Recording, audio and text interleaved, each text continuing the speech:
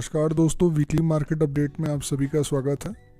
आज का डेट है 16 अगस्त 2025। आज दोस्तों हम लोग आज के इस इम्पोर्टेंट वीडियो में हम लोग इनिशियली कवर करेंगे एफआईआई और डीआईआई की क्या एक्टिविटी चल रही है इंडियन स्टॉक मार्केट में। निफ्टी 50 की डिटेल में एनालिसिस करेंगे और साथ ही साथ वर्ल्ड मार्केट की एनालिसिस करेंगे। अभी प्रेजेंट कॉन्टेक्स्ट में वर्ल्ड मार्केट में जो मेजर इकोनॉमीज़ हैं, भले ही हो अमेरिका हो, चाइना हो, यूरोप हो, जर्मनी हो, जितने भी मेजर इकोनॉमीज़ हैं उनकी एक बार डिटेल में एनालिसिस करेंगे कि किस इकोनॉमी में क्या अभी इकोनॉमिक एक्टिविटी चल रही है। उसके बाद फिर इंडियन मार्केट की डिटेल में एनालिसिस करेंगे। सेक्टर्स देखेंगे कौन कौन से सेक्टर्स अभी बुलिश हैं, किस में अभी बाइंग की अपॉर्चुनिटी बन रही है, कौन से सेक्टर्स साइडवेज हैं, कौन से बियरिश हैं, सो दैट आप एक इन्फॉर्म्ड डिसीजन ले सकें कि किस सेक्टर में अभी इन्वेस्टमेंट करना चाहिए और किस सेक्टर में जो है अभी हमें बिल्कुल साइडवेज उस सेक्टर्स को आप इग्नोर कर सकते हैं। बिकॉज जो सेक्टर बुलिश है, जिसमें स्ट्रेंथ है, उसी के अगर आप स्टॉक्स में अगर बाइंग करेंगे तभी एक अच्छा जो है आप प्रॉफिट बना सकते हैं। अगर कोई सेक्टर बहुत ज़्यादा करेक्शन मोड में है, साइडवेज चल रहा है, तो ऐसे सेक्टर्स के स्टॉक्स में अगर आप सोचेंगे कि स्विंग ट्रेडिंग करके आप पैसा बना सकें तो हो नहीं पाएगा। तो आपको हरदम एक बुलिश सेक्टर को पकड़ना बहुत ज़रूरी है, तभी आप पैसा बना सकते हैं। उसके बाद हाई इम्पैक्ट न्यूज़ देखेंगे कि जो कि अभी इंडियन स्टॉक मार्केट को अफेक्ट कर रहा है, और साथ ही साथ जो है पूरी वर्ल्ड मार्केट को भी ऐसे न्यूज़ कौन से हैं जो कि अफेक्ट कर रहे हैं वो देखेंगे। मार्केट की प्रेडिक्शन करेंगे इंडियन मार्केट की नेक्स्ट वीक के लिए, और उसके बाद ऐसे ETFs एंड स्टॉक्स देखेंगे कि जिसमें हम अभी अपनी पोजीशन बिल्ड कर सकते हैं और जो अच्छे अभी बाइंग अपॉर्चुनिटी पे मिल रहे हैं हमें। चलिए दोस्तों, बिना टाइम वेस्ट किए शुरू करते हैं। Let's get started. तो दोस्तों सबसे पहले अगर हम लोग FII की एक्टिविटी देखें तो आप देख सकते हैं कि लास्ट वीक्स में लगातार जो है FII के द्वारा सेलिंग हुई है, और आप देख सकते हैं कि 11 अगस्त को FII ने करीब 1200 करोड़ का सेलिंग किया था। उसके बाद 12 अगस्त को भी करीब 4,000 करोड़ की सेलिंग हुई है। उसके बाद 13 अगस्त को भी करीब 4,000 करोड़ की सेलिंग है, और 14 अगस्त को भी करीब 2,000 करोड़ 1926 करोड़ की सेलिंग हुई है। तो FII अभी इंडियन मार्केट को लेके बुलिश नहीं है दोस्तों।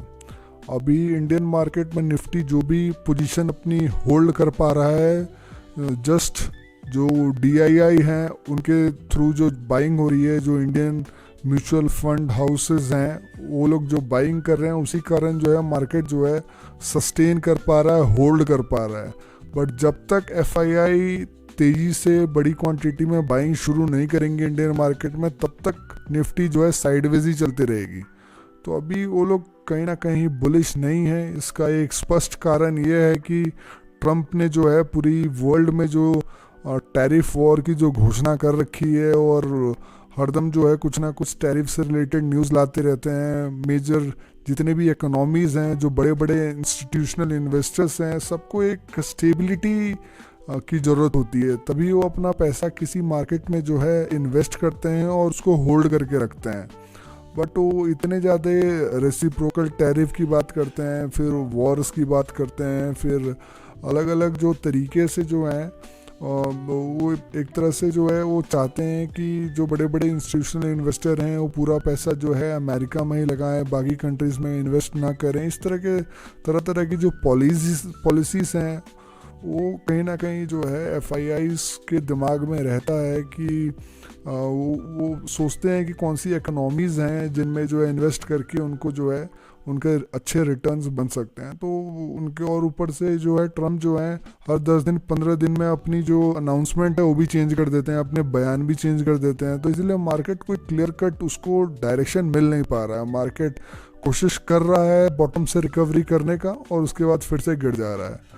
तो ये अभी साइडवेज वाला मार्केट बहुत ही ज़्यादा एक पेशेंस को टेस्टिंग वाला जो टाइम होता है, और इस पेशेंस की टेस्टिंग वाला जो टाइम में जो बड़े बड़े जो जो प्लेयर्स हैं वो अपना पोजीशन बिल्ड कर रहे होते हैं। उस समय क्या है कि वो अक्यूमुलेट कर रहे होते हैं, और उस टाइम पे जो रिटेल इन्वेस्टर है वो मार्केट को छोड़ के बाहर निकल जाता है। और यही दोस्तों वो टाइम होता है कि जो इस मुश्किल वक्त में जब पेशेंस वाला जो टाइम है उसमें छोटी छोटी क्वांटिटी में जो है अक्यूमुलेट कर रहा है, बाइंग अपनी कर रहा है, बड़े पोजीशंस बिल्ड नहीं कर रहा है, और इस मार्केट में जो है सस्टेन कर पा रहा है। जो इस मार्केट कंडीशन में सस्टेन करके क्वांटिटी बिल्ड करके एक्यूमुलेट करके जो एक अच्छा पोर्टफोलियो अपना बिल्ड कर लेता है, तो उसके बाद जैसे ही मार्केट में एक अप ट्रेंड की फॉर्मेशन होगी, मार्केट ब्रेकआउट करके जब बुलिश ट्रेंड में आएगा तो वो उनको ज़बरदस्त जो है रिटर्न मिलेगी।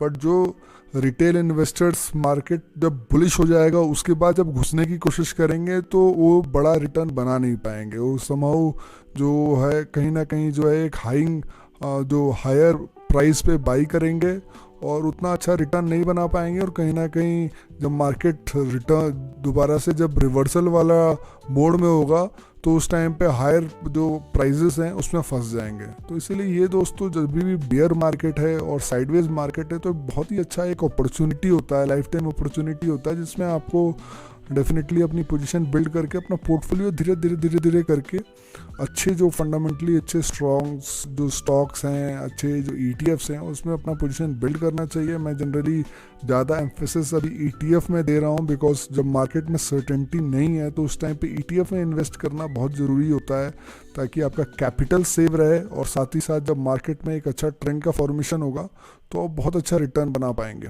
चलिए दोस्तों आगे बढ़ते हैं। तो दोस्तों पिछले जो 14 अगस्त को अगर आप देखें तो मार्केट कम्प्लीटली जो है निफ्टी जो है साइडवेज रहा है। आप देख सकते हैं कि निफ्टी जो ओपन हुई थी 24,607 जो प्राइस है इसके ऊपर ओपन हुई थी, और उसके बाद आप देख सकते हैं कि लगातार जो है मार्केट में कोई दम ही नहीं था, लगातार जो है सिर्फ जो है अप डाउन करते हुए जो है 24,619 मान के चलिए कि 600 का ही लेवल जो था 24,600 के लेवल पे ही साइडवेज रही, और कोई खास इसमें दम नहीं था। इसीलिए आप देख सकते हैं कि 0.049% का ही सिर्फ चेंज आया है। तो 14 अगस्त को कोई खास मार्केट में दम नहीं था, और अभी चूंकि मार्केट जो साइडवेज चल रहा है इसीलिए जो है कोई बड़ा जो चेंजेस नहीं मिल रहा है। तो इसीलिए अब थोड़ा सा आपको केयरफुल रहने की ज़रूरत है दोस्तों। अभी बड़ा पोजीशन बिल्ड मत कीजिए, मार्केट अब आपको खुद बताएगा 2-3 दिनों में कि उसे ऊपर जाना है या नीचे जाना है। तो थोड़ा सा केयरफुल रहिए और केयरफुली वॉच कीजिए। अभी ऑब्जर्वेशन में रहना, मॉनिटरिंग जो मोड है उसमें देखते रहना मार्केट को ज़्यादा ज़रूरी है, रेदर देन बहुत बड़े बड़े पोजिशंस बिल्ड करना। चलिए दोस्तों आगे बढ़ते हैं। तो दोस्तों इस सेगमेंट में हम लोग जो है वर्ल्ड मार्केट की एनालिसिस करेंगे। सबसे पहले आप देख सकते हैं कि बिटकॉइन आप देख सकते हैं कि दोस्तों अभी साइडवेज चल रहा है, और डाउ जोन्स अमेरिकन मार्केट जो है ये अभी जो है थोड़ा सा स्ट्रेंथ है इसमें। इसका रीज़न ये है कि डोनाल्ड ट्रम्प जो है चाहते हैं कि जो FIIs हैं, बड़े जो प्लेयर्स हैं अमेरिकन मार्केट में इन्वेस्ट करें। बट दोस्तों साथ ही साथ ये भी चीज़ आपको ध्यान में रखना बहुत ज़रूरी है कि अमेरिकन मार्केट अभी काफ़ी हाई वैल्यूएशन पे है। हाई वैल्यूएशन पे जब भी मार्केट होता है तो आपको बड़ा केयरफुल रहने की ज़रूरत होता है, क्योंकि कहीं ना कहीं जैसे ही मार्केट का सेंटीमेंट गड़बड़ होगा तो फिर उसमें करेक्शन बहुत तेज़ी से आएगा। तो इसलिए अमेरिकन मार्केट में अभी इन्वेस्ट मत कीजिए। जो अलग अलग जो ETFs भी हैं तो अमेरिकन मार्केट में अभी जो है थोड़ा सा केयरफुली आप इन्वेस्ट कीजिए, क्योंकि कभी भी इसमें करेक्शन आने का संभावना है, क्योंकि अभी बहुत सारी चीज़ें जो है अमेरिकन मार्केट में हिडन है।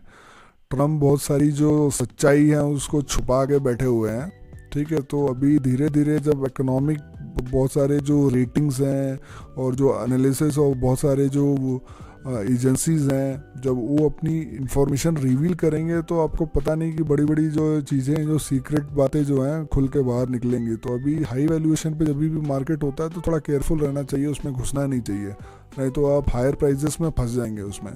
जापान का मार्केट अभी बुलिश है दोस्तों। काफ़ी पहले कई सालों से जो है जापान का मार्केट साइडवेज चल रहा था, उसके बाद जो एक अच्छा मोमेंटम बन के जो अभी बुलिश ट्रेंड में चल रहा है, भाग रहा है। तो अभी इंडियन मार्केट भी दोस्तों कहीं ना कहीं ऐसी सिचुएशन में है कि जब मार्केट जो है साइडवेज बेयरिश चल रहा है, फिर धीरे धीरे जब मोमेंटम पकड़ता है तो फिर वो घुसने का मौका नहीं देता है। तो इसीलिए अभी पोजीशन बिल्ड कीजिए। निफ्टी आप देख सकते हैं दोस्तों अभी थोड़ा साइडवेज है। अभी दोबारा से आप देख सकते हैं एक्युमुलेशन हो रहा है, बॉटम में बाइंग चल रही है। कोशिश कर रहा है कि अभी वोलेटिलिटी जो है इसमें कम है, और जब वोलेटिलिटी कम होता है तो एक्यूमुलेशन होता है। तो आप देख सकते हैं अभी एक्यूमुलेशन का फेस चल रहा है। उसके बाद जो चाइना का मार्केट है, चाइना का मार्केट अभी स्ट्रॉन्ग है दोस्तों। ये धीरे धीरे जो है दोबारा इसमें अपर लेवल पे जो है ब्रेकआउट की संभावना दिख रही है। उसके बाद जो यूरोपियन जो जर्मनी का जो मार्केट है दोस्तों, अभी ये धीरे धीरे ये भी स्ट्रॉन्ग होता हुआ दिख रहा है। तो अगर हम वर्ल्ड इकोनॉमीज देखें तो इतना बियरिश जो है ना ट्रेंड नहीं है, और जितना कि इंडियन मार्केट जो है अभी जितना करेक्ट हुआ है उतना बाकी मार्केट करेक्ट नहीं हुआ है। तो कहीं ना कहीं इंडियन मार्केट जो है अभी एक अच्छे वैल्यूएशन पे मिल रहा होगा बड़े बड़े प्लेयर्स को। तो डेफिनेट सी बात है कि धीरे धीरे जो एक्यूमुलेशन वाला जो फेज़ है साइडवेज वाला है, कहीं ना कहीं एंड होगा, और उसके बाद दोबारा जो है जो बड़े बड़े प्लेयर जो अभी एक्यूमुलेट कर रहे हैं दोबारा जो है एक जोरदार इसमें जो है बाइंग शुरू करेंगे, और उसके बाद फिर जो भागेगा तो हाथ में नहीं आएगा। तो वही है कि अभी जब तक 26,000 का लेवल जो है निफ्टी पार नहीं करेगा तब तक इसमें तेज़ी नहीं आएगी, अभी एक्यूमुलेशन ही चलेगा। तो आप एक्सपेक्ट कर सकते हैं कि नवंबर दिसंबर के आसपास दोबारा इसमें तेज़ी दिखाई दे, तब तक थोड़ा सा स्लो रहेगा मार्केट। तो इसीलिए आप एक्सपेक्ट कर सकते हैं कि थोड़ा सा आप छोटी छोटी क्वांटिटी में काम कीजिएगा। बहुत बड़ा इन्वेस्टमेंट, लमसम इन्वेस्टमेंट करने का अभी समय नहीं है। ऑब्जर्व कीजिए, थोड़ा थोड़ा बाइंग कीजिए और सीखिए, अभी लर्निंग फेज चल रहा है। आगे बढ़ते हैं। अमेरिकन मार्केट का अगर हम डिटेल में एनालिसिस करें तो आप देख सकते हैं कि डाउ जोन्स जो है अभी दोस्तों, अभी दोबारा से मैं बता दूं कि अभी हायर वैल्यूएशन पे है, डबल बॉटम की फॉर्मेशन है, कोशिश कर रहा है ऊपर जाने का, बट आप देख सकते हैं कि एक रेसिस्टेंस लेवल पर भी है, तो थोड़ा सा केयरफुल रहिए। S&P 500 ये भी जो है काफ़ी अभी थोड़ा हायर वैल्यूएशन पे चल रहा है, तो थोड़ा केयरफुल रहना चाहिए। उसके बाद नैस्डैक अभी बुलिश है। उसके बाद जो US डॉलर जो है अभी स्ट्रॉन्ग है दोस्तों। US डॉलर का स्ट्रॉन्ग होना कहीं ना कहीं इंडियन मार्केट के लिए बड़ा ही वीक साइन होता है, इसीलिए आप देख रहे हैं कि इंडियन मार्केट में भी करेक्शन हो रहा है। तो इसीलिए थोड़ा सा केयरफुली आप US डॉलर जब तक वीक नहीं होता तब तक बड़ा पोजीशन मत बिल्ड कीजिए। अभी देखिए दोबारा से जो है US डॉलर थोड़ा साइडवेज से अगर ये MA20 पे सपोर्ट लेके दोबारा अगर अप ट्रेंड में आता है तो दोबारा जो इंडियन मार्केट में जो है करेक्शन आपको दिखाई देगा। तो इसीलिए थोड़ा सा भी मेक एंड ब्रेक वाला सिचुएशन चल रहा है दोस्तों। अगले 3-4 दिनों में पता लग जाएगा कि इंडियन मार्केट में जो है जो साइडवेज मोमेंटम है या तो ऊपर की तरफ जाएगा या नीचे की तरफ जाएगा। तो 2-3 दिन आपको वॉच करना चाहिए, और जिस डायरेक्शन में मार्केट जाएगा उसी डायरेक्शन में अपना पोजीशन ले लीजिए। मार्केट को प्रिडिक्ट करने की ज़्यादा कोशिश मत कीजिए, जिस डायरेक्शन में वो खुद बताता है कि मैं इस डायरेक्शन में जाने वाला हूँ उसी डायरेक्शन में जो है आप अपना पोजीशन बिल्ड कीजिए। चलिए दोस्तों आगे बढ़ते हैं। तो दोस्तों इस सेगमेंट में हम लोग जो इंडिया के जो सेक्टर्स हैं, इंपॉर्टेंट सेक्टर्स की एनालिसिस कर लेते हैं कि किस सेक्टर में अभी जो है बुलिश ट्रेंड की फॉर्मेशन हो रही है, कौन से सेक्टर अभी बेरिश हैं, कौन से साइडवेज हैं। अकॉर्डिंगली आप उस सेक्टर्स के जो स्टॉक्स हैं वो चूज़ कर सकते हैं।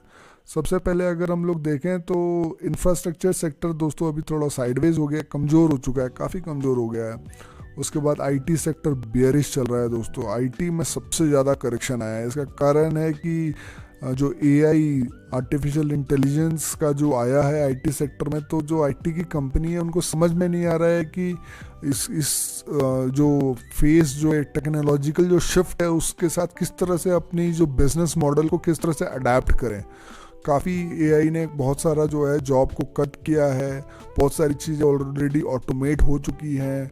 तो इसीलिए अभी IT सेक्टर में जो है काफ़ी साइडवेज और करेक्शन वाला मोड है। जब तक इसमें एक इनको समझ में आएगा नहीं कि इस टेक्नोलॉजी के साथ किस तरह से अपने बिजनेस मॉडल को अडेप्ट करना है, तब तक ये ऐसे ही चलेगा, अभी करेक्शन मोड में चलेगा और साइडवेज चलेगा। उसके बाद जो है जब इसमें एक स्टेबिलिटी आ जाएगी तभी इसमें दोबारा से जो है मोमेंटम आएगा। तो इसलिए अब IT सेक्टर में कोई भी स्टॉक्स, इन्फी, विप्रो और जितने भी HCL UCL है, इनके चक्कर में अभी पड़िएगा मत, इनमें आपको प्रॉफिट होने वाला नहीं है। तो इनको अवॉइड कीजिए जब तक ये दोबारा से जो है एक इसमें स्टेबिलिटी सेक्टर में आती नहीं है। और अमेरिकन मार्केट में भी चूँकि जो है उन्होंने भी ट्रम्प जो है वो कहीं ना कहीं IT सेक्टर को लेके जो है वो चाहते नहीं है कि पैसा जो है इंडिया में जाए, तो इसीलिए जो है कहीं ना कहीं IT सेक्टर में उस कारण से भी करेक्शन आ रहा है। उसके बाद आप देख सकते हैं कि जो आपका मैन्युफैक्चरिंग सेक्टर भी ये भी साइडवेज है दोस्तों। उसके बाद ये आप देख सकते हैं कि जो फार्मा सेक्टर है, फार्मा सेक्टर दोस्तों थोड़ा सा स्ट्रॉन्ग तो दिख रहा है दोस्तों, ये कोशिश कर रहा है ऊपर ब्रेकआउट करने का। तो फार्मा सेक्टर में आप जो है इन्वेस्ट कर सकते हैं, ये अच्छा सेक्टर है और अभी इसमें स्ट्रेंथ है दोस्तों।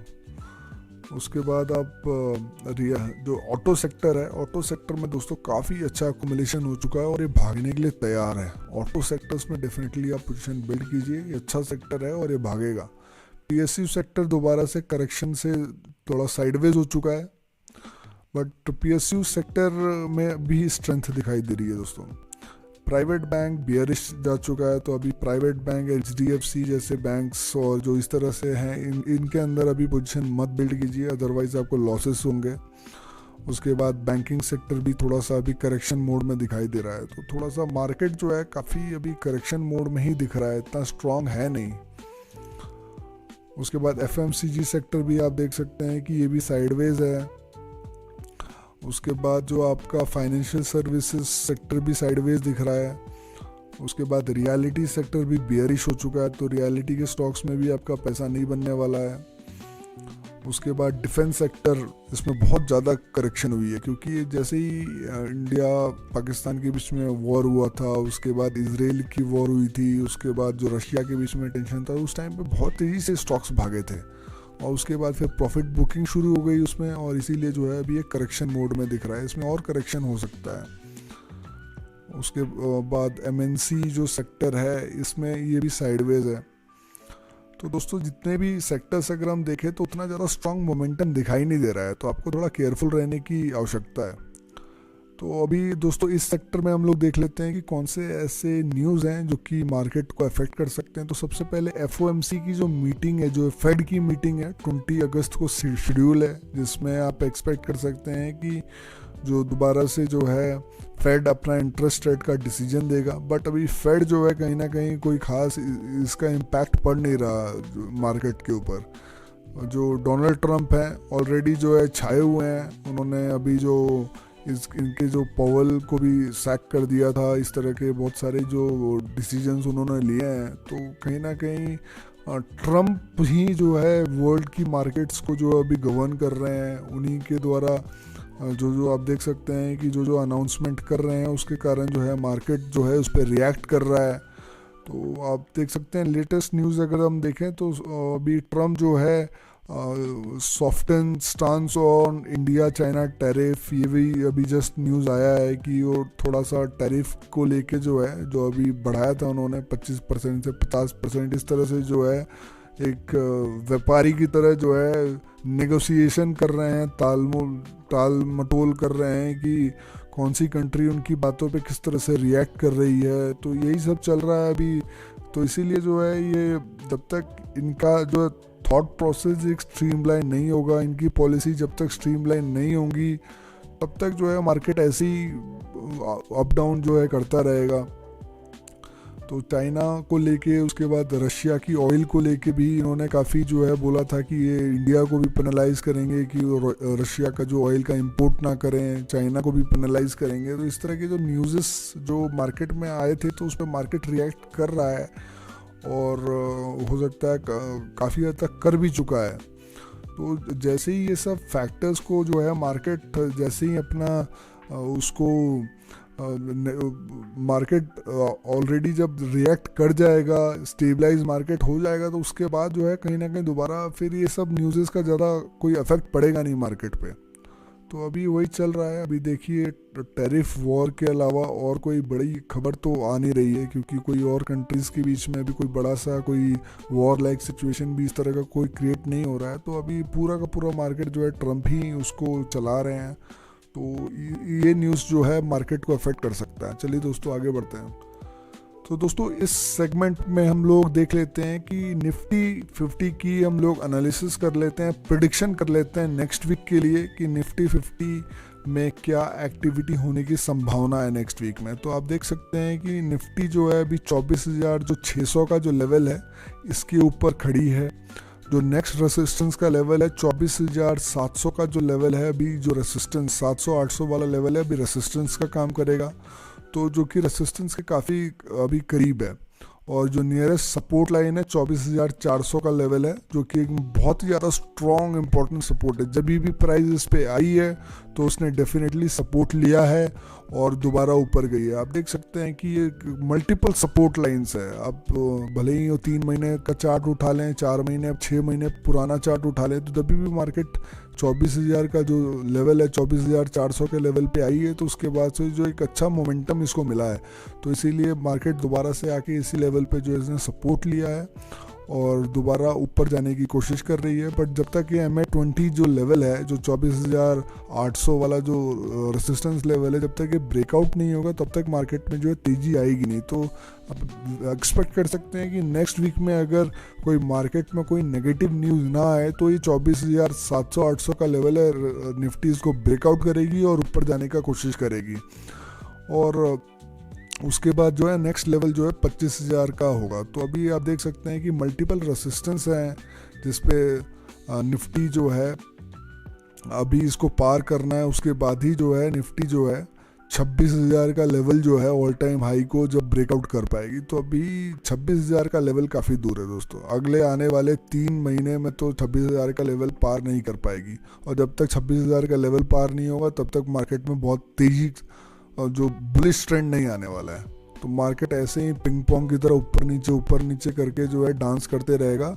और जो है आप बहुत ही ज़्यादा ये ना फ्रस्ट्रेटिंग वाला जो है ये दौर होता है, जिसमें जो है मैक्सिमम रिटेल इन्वेस्टर जो है भाग जाते हैं, क्योंकि कहावत है ना कि मंदी में सबका मुंह काला, और जैसे ही जो बुलिश ट्रेंड आता है तो सबके सब आ जाते हैं, घुस जाते हैं रिटेल इन्वेस्टर। तो अभी मंदी और जो है साइडवेज मार्केट है, जिसमें आप देख रहे होंगे कि मैक्सिमम रिटेल इन्वेस्टर्स बाहर हो गए होंगे या इंटरेस्ट लूज कर दिया होगा। तो यही टाइम होता है कि जो एक एक्सपीरियंस्ड जो एक रिटेल इन्वेस्टर होता है वो इसी टाइम पे जो है अपना धीरे धीरे पोजीशन बिल्ड कर रहा होता है। उसको पता है कि मार्केट कभी ना कभी ये जो है ये जो साइडवेज और बियरिश वाला जो ट्रेंड है इसको ब्रेकआउट करके जो है दोबारा बुलिश ट्रेंड में आएगा, और दोबारा जो है जो इन्होंने इस दौर पे इस जो ड्यूरेशन में जो अपना इन्वेस्टमेंट किया है और अच्छे जो उन्होंने जो है कैपिटल जो है अपना सही से मैनेज करके सही जगह से पोर्टफोलियो बिल्ड किया है, तो ये इनको ज़बरदस्त प्रॉफिट देने की कैपेबिलिटी रखता है।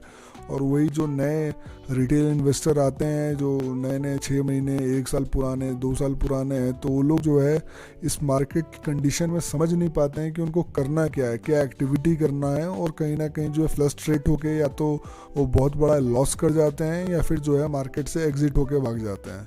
तो ये बहुत ही ज़्यादा पेशेंस वाला टाइम है, आपको सीखना भी है, साथ में धीरे धीरे पोजीशन बिल्ड करना है, कैपिटल भी मैनेज करना है। तो इसलिए ये सारी चीज़ें हैं मैं ऑलरेडी आपको बहुत बार समझा चुका हूँ। तो आप इस पर थोड़ा सा इसको रिवाइज़ कीजिए। आपको जो है हर बार नई चीज़ें सीखने की ज़रूरत नहीं है, जो पुरानी चीज़ है उसी को रिवाइज़ कीजिए और इसमें पेशेंस रखिए, क्योंकि स्टॉक मार्केट एक मैराथन वाला खेल है। ये एक आप सोचेंगे कि 1 साल 2 साल में मैं कमा के फिर निकल जाऊं और करोड़पति बन के, तो ऐसा होने वाला नहीं है दोस्तों। आप देख सकते हैं कि जितने भी बड़े बड़े बिग बुल्स हैं, बड़े बड़े जो इन्वेस्टर्स हैं जो कि आज की डेट में बिलियनर्स हैं, वो आप अगर एनालिसिस करें तो जनरली 45 या 50 ईयर्स के बाद के एज में ही वो बने हैं।